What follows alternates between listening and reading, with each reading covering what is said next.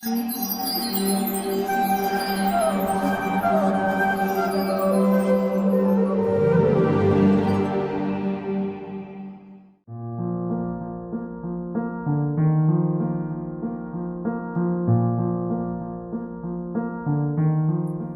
कृष्णा।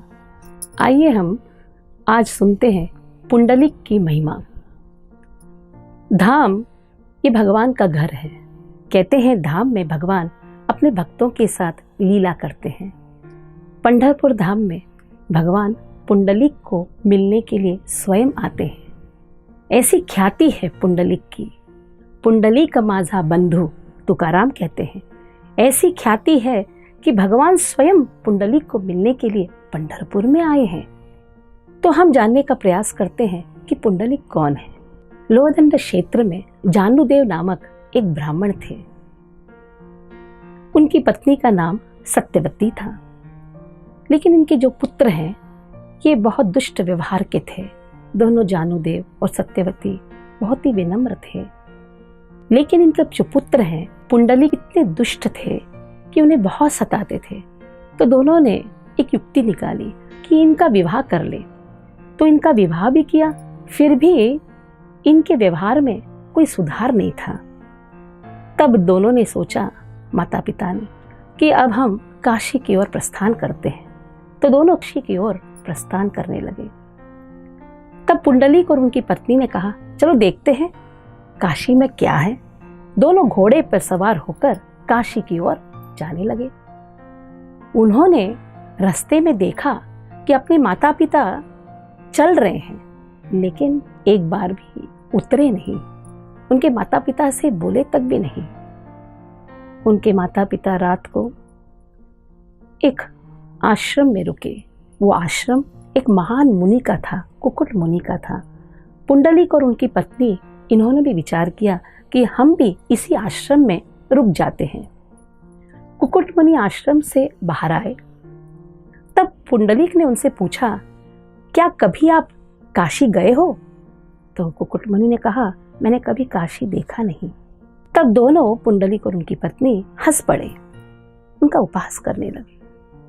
कुकुट मुनि शांत रहे और अंदर चले गए। यहां रात को पुंडलिक ने देखा कि 3 कुरूप महिलाएं आश्रम में प्रवेश कर रहे हैं। भीतर गए, आश्रम को झाड़ू मार, लेकिन बाहर आए तो बहुत ही सुंदर दिखने लगे, अप्सराओं की तरह। तब पुंडलिक ने पूछा, आप तीनों जन हैं कौन? उन्होंने कहा, हम गंगा, यमुना और सरस्वती हैं।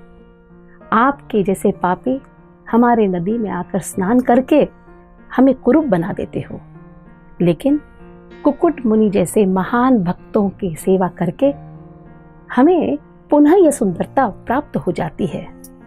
इस वचन से पुंडलिक के मनोवृत्ति में परिवर्तन आया। उन्हें अपने दुष्ट व्यवहार का अनुभव हुआ।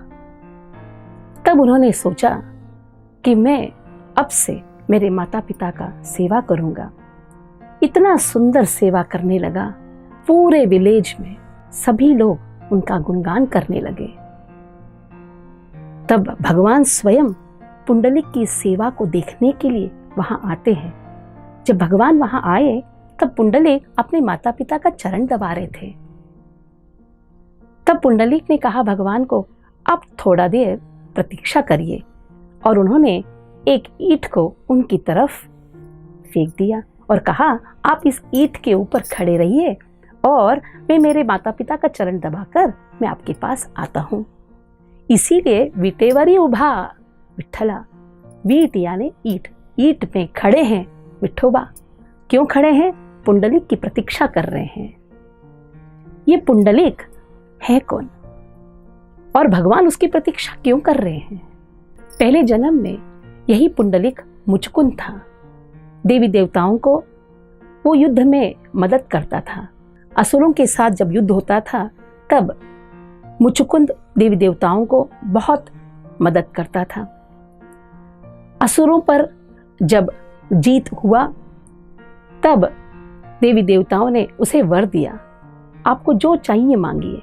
मुचकुंद ने कहा, मैं बहुत थक गया हूं, मुझे सोना है।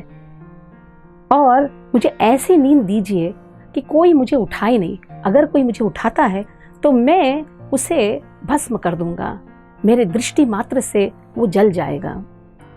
तो इस प्रकार से मुचकुंद एक गुफा के अंदर जाकर आराम करने लगा। अब यहां एक राक्षस था, उसका नाम था कालियावन। भगवान से युद्ध कर रहा था। जब भी कृष्ण एक लीला करते हैं उसमें सभी का फायदा होता है। मुचकुंद को जगाना भी था, कालियावन को समाप्त भी करना था। तो भगवान भागने लगे, कालियावन उसके पीछे पीछे भागने लगा। जब कालियावन भगवान के पीछे भागने लगा, भगवान उस गुफा में प्रवेश किए और गुफा में छुप गए। छुपने से पहले अपने पीतांबरी वस्त्र को मुचकुंद के ऊपर डाल दिए। जब कालियावन अंदर आया तो उसे लगा कि भगवान सो रहे हैं। तो कालियावन ने लात मारकर भगवान को जगाने का प्रयास किया। क्या वहां भगवान थे? नहीं, मुचकुंद है। मुचकुंद का नींद खुल गया और जैसे ही कालियावन को देखा, कालियावन भस्म हो गया। तो भगवान पीछे से मुस्कुराते हुए मुचकुंद के सामने आए। तो मुचकुंद ने कहा, मैं सदैव आपको देखते रहूं। ओ कृष्ण, आप कितने सुंदर हो, आपकी कृपा कितनी है, आपकी कृपा का कोई सीमा ही नहीं है।